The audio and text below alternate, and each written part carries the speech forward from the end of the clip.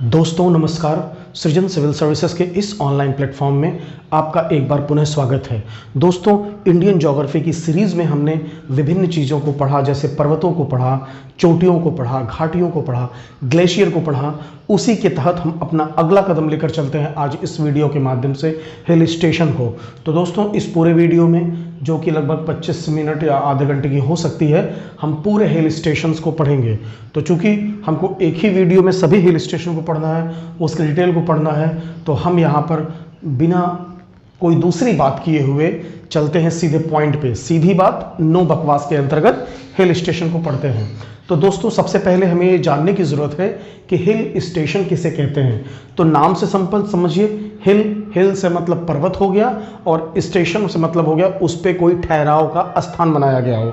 देखिए, जो पर्वत होते हैं, वहाँ के जलवायु के कारण, वहाँ के मनोरम दशाओं के कारण या प्राकृतिक सौंदर्य के कारण उसे एक ठहराव के रूप में डेवलप जब किया जाता है तो उसे हिल स्टेशन कहा गया। भारत में जब अंग्रेज आए तो उन्होंने यहाँ पर विभिन्न हिल स्टेशंस की स्थापना की। कुछ हिल स्टेशन उसके पहले के भी थे। तो इसी संबंध में हम बात करेंगे हिल स्टेशन की। तो हिल स्टेशन की डेफिनेशन क्या होती है वो आप समझ गए होंगे। अब हम इस वीडियो के माध्यम से भारत के विभिन्न राज्यों में स्थित कुछ प्रमुख हिल स्टेशंस की चर्चा करेंगे जो एग्जाम में अक्सर पूछ देता है। तो पहले हम यहाँ इंडिया का एक मैप देख रहे हैं। इंडिया का हमने मैप बनाया है, इसमें अलग अलग स्टेट्स को बना दिया। ये सब मैंने अपने हाथ से बनाया हुआ है, तो आपकी भी मैपिंग इतनी स्ट्रांग होनी चाहिए। रेड डॉट आप देख रहे होंगे, बड़े बड़े डॉट जो हैं, ये वास्तव में आपके हिल स्टेशन से मैंने यहाँ इंडिकेट कर दिया कि कोई भी चीज़ आपसे मिसिंग ना हो। अब देखिए, ये जम्मू और कश्मीर जो केंद्र शासित प्रदेश है उसका भाग है, और ये हिमाचल प्रदेश वाला भाग है, ये उत्तराखंड वाला भाग है, ये मध्य प्रदेश हो गया, और ये आपका राजस्थान हो गया, महाराष्ट्र, तमिलनाडु, और ये आप देख रहे हैं, अगर यहाँ पर हम इस तरह बना दें, ये तो आपका पश्चिम बंगाल वाला पोर्शन हो गया, और ये पोर्शन आपका मेघालय वाला पोर्शन हो गया। तो इन्हीं राज्यों के अंतर्गत आने वाले कुछ प्रमुख हिल स्टेशंस की हम चर्चा करेंगे। तो हम चलते हैं सबसे पहले जम्मू कश्मीर केंद्र शासित प्रदेश में, और वहाँ जो एक बहुत ही फेमस हिल स्टेशन है उसकी चर्चा करते हैं। और ये आप देख रहे हैं, ये जम्मू कश्मीर और लद्दाख के लगभग बॉर्डर के आसपास है। इसका आपका नाम है सोनमर्ग। सोनमर्ग, ठीक है। ये कहाँ है? जम्मू कश्मीर में है, केंद्र शासित प्रदेश में। अगर ऑप्शन में जम्मू कश्मीर और लद्दाख दोनों आता है तो आपको वहां जम्मू कश्मीर मानना है। अब याद रखिएगा, ये जो मर्ग शब्द है, ये जो आपका मर्ग शब्द है, मर्ग से तात्पर्य होता है घास के मैदान। इन पहाड़ी घाटियों पे या पहाड़ी इलाकों में जो घास के मैदान है उसे मर्ग कहते हैं। और सोन मतलब सुनहरी दिखने वाली। कहने का तात्पर्य यह है कि यहां पर जो पर्वतीय ऊंचा स्थल है, वहां पर जो फूल ढक जाते हैं भरकर, तो वो सुनहरे तरीके से लगते हैं, तो उसे सोन। और मर्ग घास के मैदान, घासों की तरह वहां जो मैदान बिछे हैं उसी में सोनमर्ग इसका नाम दिया गया। तो सोनमर्ग मतलब आपका सुनहरी दिखने वाली घास का मैदान। अब इसकी बात करें तो सोनमर्ग जो है ये स्थित कहां पर है? ये स्थित है सिंधु नाला नदी, मैं मेंशन कर दे रहा हूं, सिंधु नाला नदी। किसकी सहायक नदी है ये झेलम की सहायक नदी, याद रखिएगा। सिंधु नाला नदी ये झेलम की सहायक नदी है, और जो कि सोनमर्ग इसी सिंधु नाला नदी पर पड़ता है। और यहीं पर एक हिमनद भी है, मैं मेंशन कर दे रहा हूं, थाजवास हिमनद, हिमनद। और इसके साथ ही एक चीज और आप ध्यान दीजिएगा कि यहीं पर जो आपका स्थित है जोजिला दर्रा, लगभग यहां से 10 से 15 किलोमीटर के आसपास है, जो जिला दर्रा।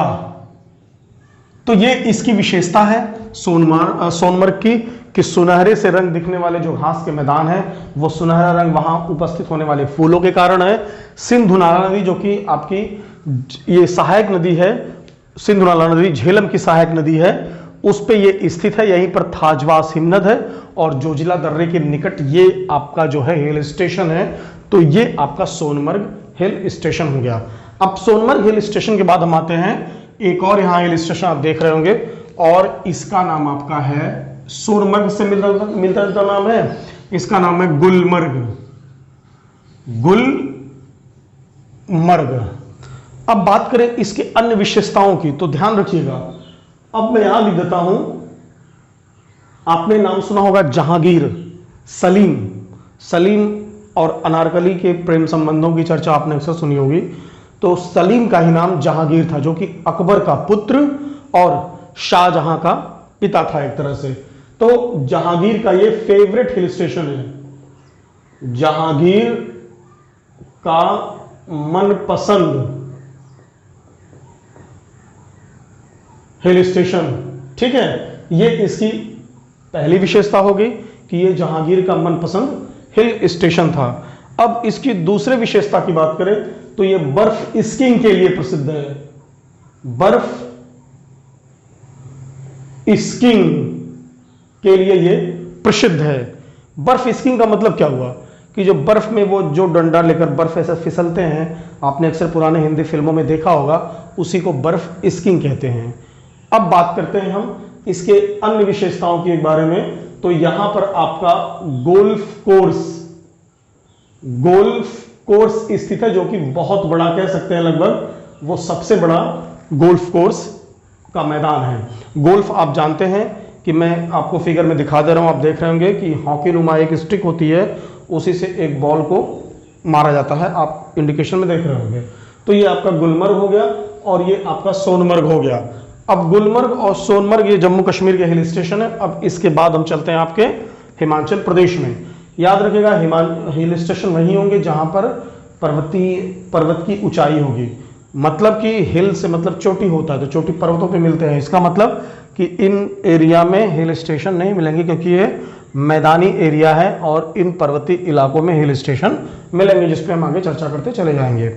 अब हम बात करते हैं नेक्स्ट हिल स्टेशन की। तो आप ध्यान दीजिए, हिमाचल प्रदेश में 3 हिल स्टेशन हैं, 1 2 3, बहुत हिल स्टेशन है, लेकिन यहां मुख्य रूप से हम 3 हिल स्टेशन की बात करेंगे। तीनों के नाम पहले लिख लेते हैं। एक का नाम आपने सुना होगा डलहौजी, और एक का नाम आपने सुना होगा धर्मशाला,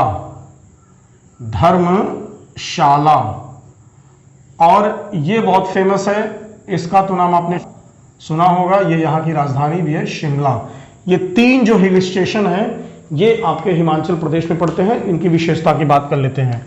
अब धर्मशाला की हम बात करें तो धर्मशाला आपका जो वो पड़ता है पीर पंजाल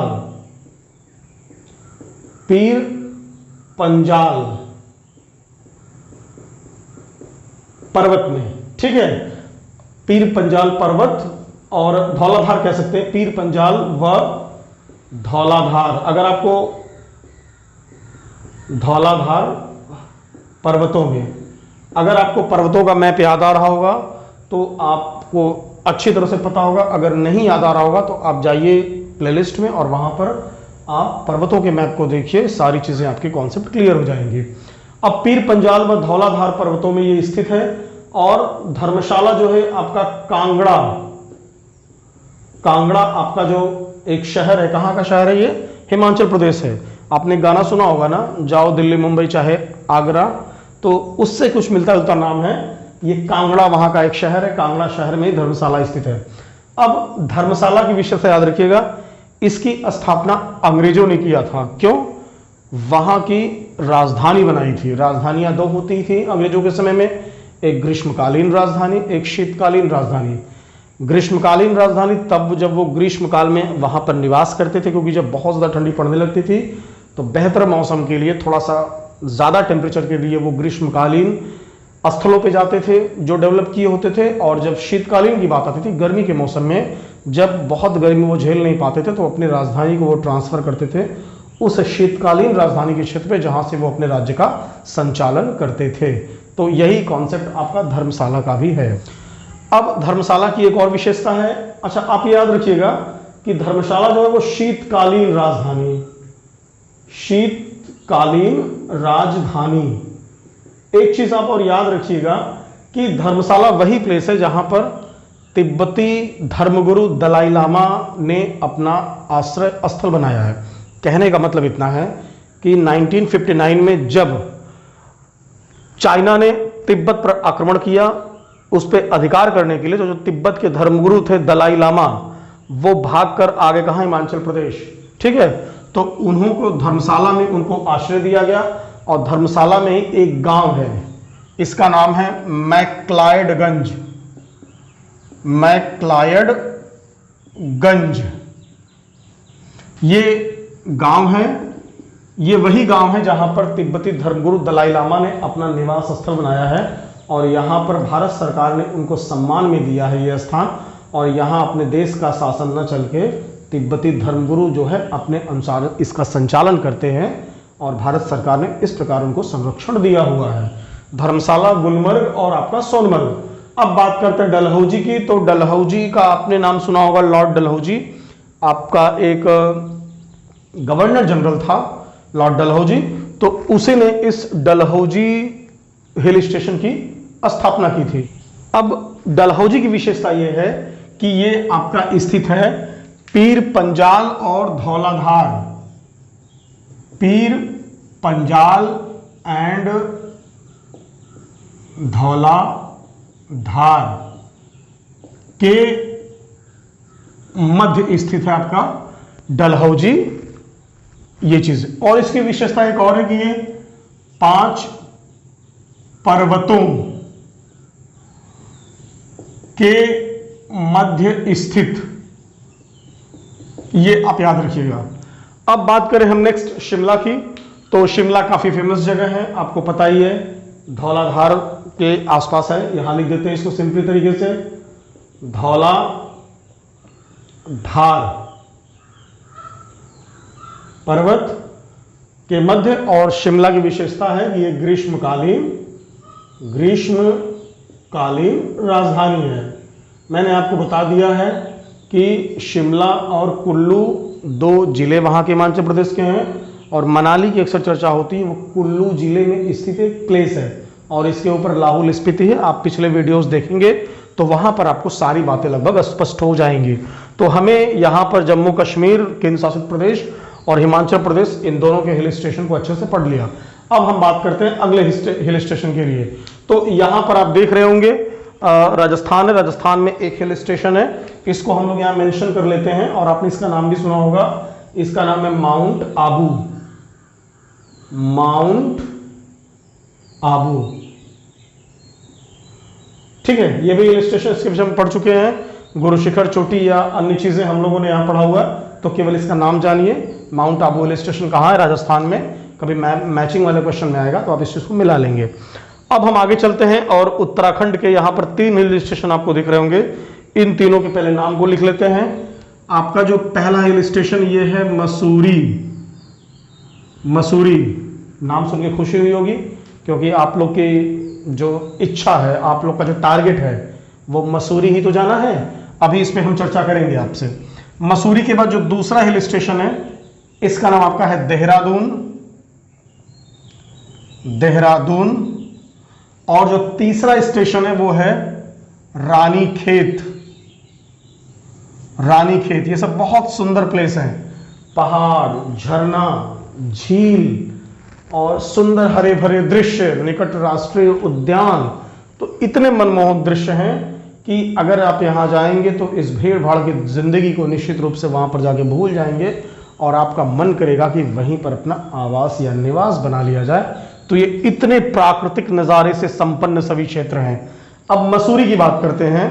तो एक चीज आप याद रखिएगा कि जो मसूरी है, मसूरी वही स्थान है जहां पर तिब्बती धर्मगुरु दलाई लामा जब चीन के आक्रमण के पश्चात तिब्बत से भागे तो वो सबसे पहले इसी मसूरी में आए और बाद में इस मसूरी से आगे चलकर धर्मशाला के मैक्लायडगंज में अपना आवास बनाया। तो इस चीज को याद रखना कि धर्मशाला में नहीं बल्कि मसूरी में सबसे पहले दलाई लामा तिब्बत से भागकर भारत पहुंचे थे। ठीक है, अब दूसरी जो बात हम बात करें जो कि बहुत फेमस है, लाल बहादुर शास्त्री राष्ट्रीय प्रशासनिक अकादमी। कुछ याद आया आप लोग को? ये वही लपसाना है, मतलब कि जो आईएएस का ट्रेनिंग सेंटर इंडिया में है वो उसका नाम है लाल बहादुर शास्त्री राष्ट्रीय प्रशासनिक अकादमी। राष्ट्रीय मतलब नेशनल, प्रशासनिक मतलब कि जो ट्रेन आईएएस ऑफिसर्स को ट्रेंड किया जाता है, एकेडमी उनकी जो है वो यहीं पर है लाल बहादुर शास्त्री के नाम पे। और लाल बहादुर शास्त्री कौन थे? भारत के क्रम से तीसरे और व्यक्ति के रूप में दूसरे प्रधानमंत्री। पहले नेहरू जी, दूसरे नेहरू जी और तीसरे जो है वो लाल बहादुर शास्त्री। ये कहां पर आपका है? मसूरी में। तो इस चीज को आपको बहुत अच्छे से याद रखना है। इसे गंगोत्री का प्रवेश द्वार भी कहते हैं। जो आपका मसूरी है उसे गंगोत्री का प्रवेश द्वार भी कहते हैं। अब बात करते हैं देहरादून की। तो मसूरी से बहुत ही निकट, लगभग एग्जैक्ट तो मुझे नहीं याद है, लगभग 30 किलोमीटर के आसपास जो है देहरादून आपका स्थित है। यह भी एक प्रसिद्ध हिल स्टेशन है। अब हम बात करते हैं रानीखेत हिल स्टेशन की। तो ये याद रखिएगा अल्मोड़ा जिले में स्थित है। रानीखेत हिल अल्मोड़ा जिले में स्थित ये आपका रानीखेत हिल स्टेशन है। तो रानीखेत, देहरादून, मसूरी, शिमला, डलहौजी, सोनमर्ग, गुलमर्ग, धर्मशाला, माउंट आबू, ये आपके कुछ प्रमुख हिल स्टेशन है। हम अगले सेक्शन में चलते हैं। अब अगले सेक्शन में हम चले तो यहां पर हमें 2 हिल स्टेशन आपको दिख रहे होंगे। एक का नाम है दार्जिलिंग, दार्जिलिंग, और एक का नाम है कलिम्पोंग, कलिम्पोंग। याद रखिएगा पश्चिम बंगाल और सिक्किम के सीमा के निकट, लेकिन पश्चिम बंगाल में, पश्चिम बंगाल का जो ऊपरी पहाड़ी क्षेत्र है वही दार्जिलिंग और कलिम्पोंग है। दार्जिलिंग एक डिस्ट्रिक्ट भी है, कलिम्पोंग जो है ये भी एक हिल स्टेशन है जो कि दार्जिलिंग डिस्ट्रिक्ट में ही स्थित है। और दार्जिलिंग की जहां तक बात करें, यहां पर आपने नाम सुना होगा टॉय ट्रेन। टॉय ट्रेन जो खिलौने की तरह ट्रेन होती है जिसपे बैठकर पहाड़ों पे हम घूमते टहलते हैं, पहाड़ों की खूबसूरती देखते हैं। तो दार्जिलिंग अपने टॉय ट्रेन के लिए प्रसिद्ध है। और दार्जिलिंग अपने प्रसिद्ध चाय के लिए प्रसिद्ध है। चाय के लिए प्रसिद्ध है दार्जिलिंग। कलिम्पोंग भी वही चीज है, क्योंकि जब यहां जाने का जो मार्ग है गुवाहाटी, ये सब ये इसी से होकर जाता है, तो इसका विशेष महत्व है हिल स्टेशन के लिए। तो आप दार्जिलिंग और कलिम्पोंग को याद रखिएगा। अब हम आगे चलते हैं और मेघालय में 2 हिल स्टेशन है। एक हिल स्टेशन आपका है तुरा और आपका एक है शिलोंग। इसमें याद रखिएगा जो आपका तुरा हिल स्टेशन है ये पड़ता है पश्चिमी गारो हिल्स और ये पड़ता है खासी। कभी एग्जाम में अगर पूछ दे गारो खासी करके तो आपको बहुत अच्छे से याद होना चाहिए कि तुरा पश्चिमी गारो हिल्स में और शिलोंग जो आपका है, शिलोंग आपका जो है वो लगभग खासी पहाड़ियों में पड़ता है। तो ये हमारे लगभग उत्तर भारत के कुछ आपके या फिर कुछ नॉर्थ ईस्ट के कुछ हिल स्टेशन हो गए। और हम आगे चलते हैं, कुछ हिल स्टेशन बचे उस पर डिस्कस कर लेते हैं। तो दोस्तों इसी क्रम में हम आगे बढ़े तो देखिए यहां पर महाराष्ट्र में आपके 3 हिल स्टेशन है। मैं यहां आपके नाम लिख देता हूं, बहुत ध्यान से इसको पढ़िएगा। एक का नाम है माथेरान, ठीक है, माथेरान। और दूसरे का नाम है लोनावाला और तीसरे का नाम आपका है महाबलेश्वर,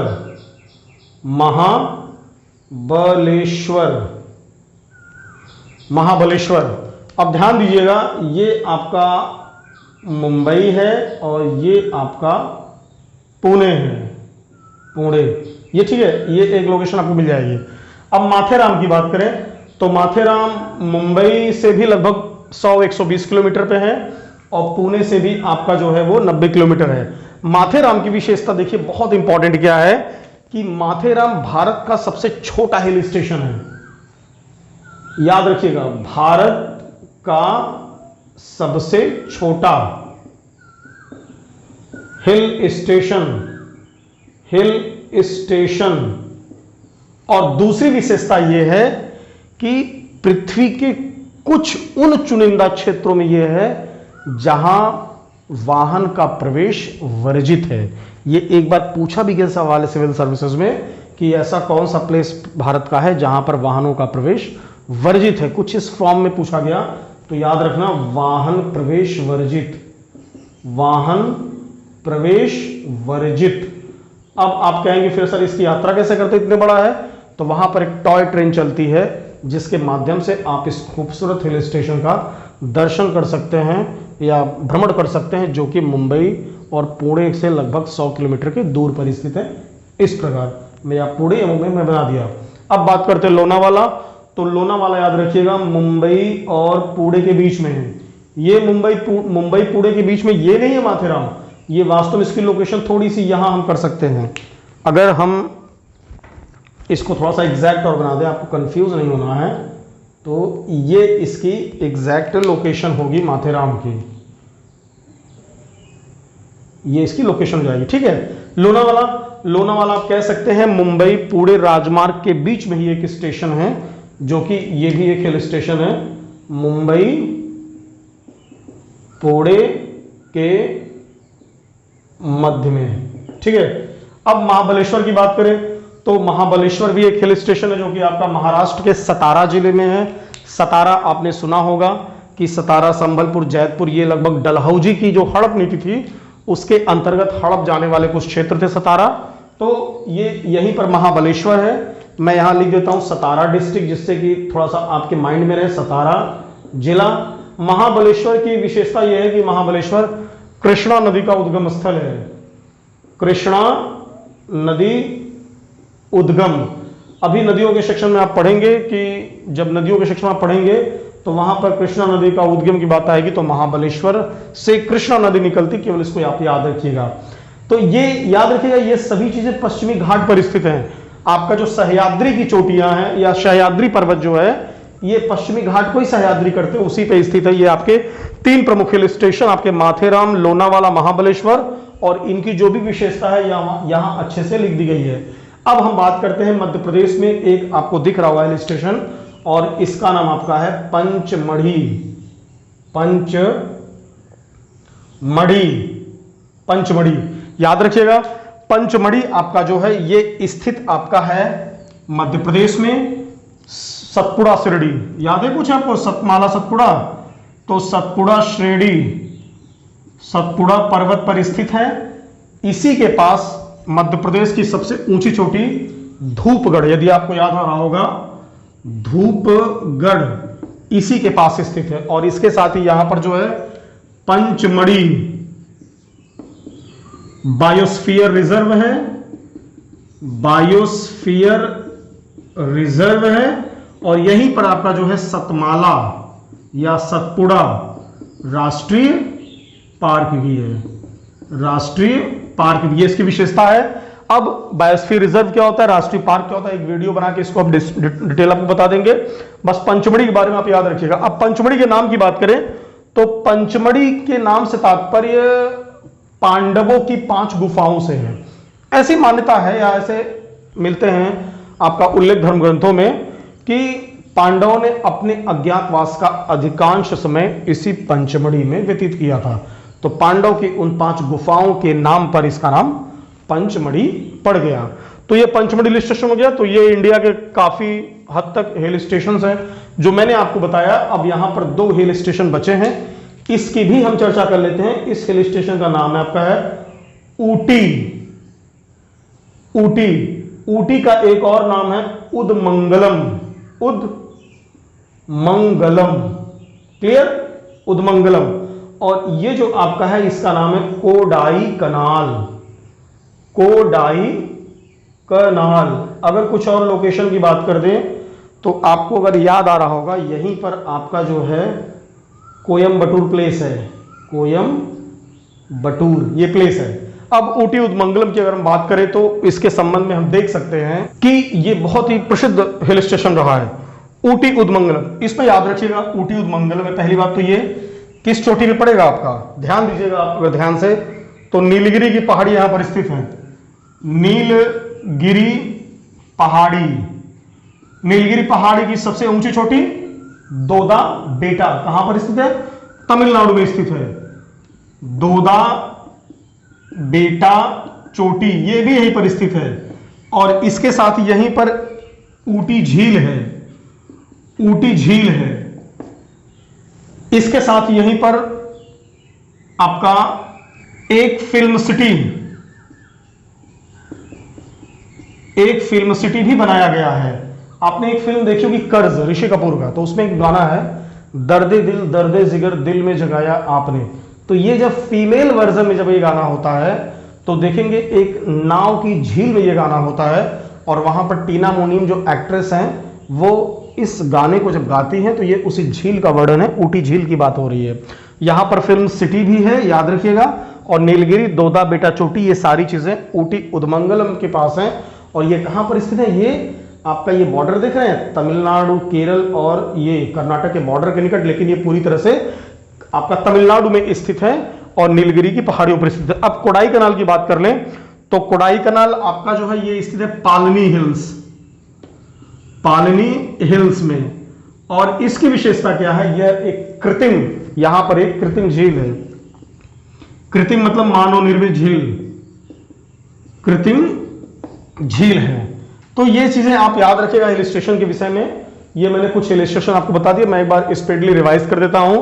सबसे पहला हिल स्टेशन सोनमर्ग है। सोनमर्ग जो कि झेलम की सहायक नदी सिंधु नाला पर स्थित है, थाचवास हिमनद के पास और जोजिला दर्रे के ये पास स्थित है। सोनमर्ग से तात्पर्य जो होता है सुनहले रंग के घास के मैदान से है, और ये नाम इसलिए पड़ा क्योंकि यहां पर बसंत ऋतु में सुंदर फूल आ जाते हैं, वो सुनहरे रंग के या सोने के रंग के लगते हैं। अब गुलमर्ग की बात करें तो जहांगीर का ये फेवरेट स्टेशन रहा है, जो कि अपने बहुत अच्छे गोल्फ कोर्स और बर्फ स्कीइंग के लिए ये प्रसिद्ध है। ये क्या होता है मैंने भी आपको बता दिया। अब बात करते हैं हिमाचल प्रदेश में। हिमाचल प्रदेश में 3 आपके हिल स्टेशन हैं। एक आपका हो गया डलहौजी जो कि पीर पंजाल और धौलाधार के मध्य स्थित है, जो 5 पर्वतों के एक तरह से मध्य स्थित है, और इसका जो स्थापना किया था वो अंग्रेजों ने किया था। अब इसके बाद धर्मशाला की बात करते हैं तो धर्मशाला में मैक्लॉयडगंज स्थित है, जो कि तिब्बती गुरु दलाई लामा का एक तरह से आश्रय स्थल है। यहीं पर एक मैक्लॉयडगंज स्थित है धर्मशाला, जो कि ये भी पीर पंजाल और धौलाधार के आसपास पड़ता है। और इसके साथ ही शिमला की बात करें, ये भी धौलाधार में है। शिमला और धर्मशाला में याद रखिएगा, शिमला जो है अंग्रेजों की ग्रीष्मकालीन राजधानी थी और धर्मशाला जो है वो अंग्रेजों की शीतकालीन राजधानी थी। क्लियर। अब बात करते हैं आपका ये मसूरी, देहरादून और रानीखेत की बात करते हैं तो मसूरी में आईएएस का ट्रेनिंग सेंटर है। बाकी ये सब जो है बहुत ही अच्छे सुंदर मनमोहक दृश्य जहां पर आप पर्यटन के लिए जा सकते हैं और जाना चाहिए। अपने देश को समझिए कि इस देश में सब कुछ आपके देश में स्थित है। जो लोग विदेशों से भी घूमने जाते हैं तो सबसे पहले तो अपने देश को पूरा घूमिए, आप ये समझ जाएंगे कि विश्व का ऐसा कोई भौगोलिक स्थिति नहीं है जो अपने देश में जो है ना उपलब्ध हो या उसके कुछ न कुछ पार्ट यहाँ देखने को मिल जाते हैं। तो पर्यटन में बहुत इंटरेस्टिंग है और आपको जाना चाहिए। इसके साथ ही माउंट आबू, यहाँ अपने अरावली पर्वत के संबंध में इसको पढ़ाइए। दार्जिलिंग कलिम्पोंग ये चाय के लिए प्रसिद्ध है, टॉय ट्रेन प्रसिद्ध है, और दार्जिलिंग कलिम्पोंग ये बेहतर हिल स्टेशन है। शिलोंग खासी में तुरा, पश्चिमी गारोही में पंचमढ़ी, मैंने आपको बताया सतपुड़ा पर्वत में धूपगढ़ चोटी यहाँ पर स्थित है। बायोस्फीयर रिजर्व भी है, सतपुड़ा राष्ट्रीय पार्क भी है, और इसके साथ ही ये 5 पांडवों की गुफाओं के लिए प्रसिद्ध है, जहां पर अज्ञातवास के दौरान पांडवों ने अपना निवास स्थान बनाया था। अब इसके बाद आगे चलते हैं तो आपका माथेरान, जो कि दुनिया के कुछ उन चुनिंदा क्षेत्रों में स्थित है जहां पर मानव का वाहन लेकर प्रवेश वर्जित है, फिर भी वहां पर चलने वाली टॉय ट्रेन से वो इस पर्यटन स्थल का निरीक्षण या उसको भ्रमण कर सकते हैं। इसके साथ ये भारत का सबसे छोटा हिल स्टेशन है, याद रखिएगा इस चीज को। लोनावाला की बात करें, मुंबई पुणे के मध्य में है और ये भी एक बहुत प्यारा रमणीय स्थान है, हिल स्टेशन है। महाबलेश्वर की बात करें, सतारा जिले में है और एक कृष्णा नदी का उद्गम स्थल है। इसी तरह ऊटी उदमंगलम की बात करें तो ये नीलगिरी पहाड़ी पर स्थित है, दोदा बेटा यहाँ की चोटियां हैं, और इसके साथ ही ऊटी झील के लिए प्रसिद्ध है। और कोडाईकनाल की बात करें तो ये भी पालनी हिल्स में है और यहाँ पर एक कृत्रिम झील है।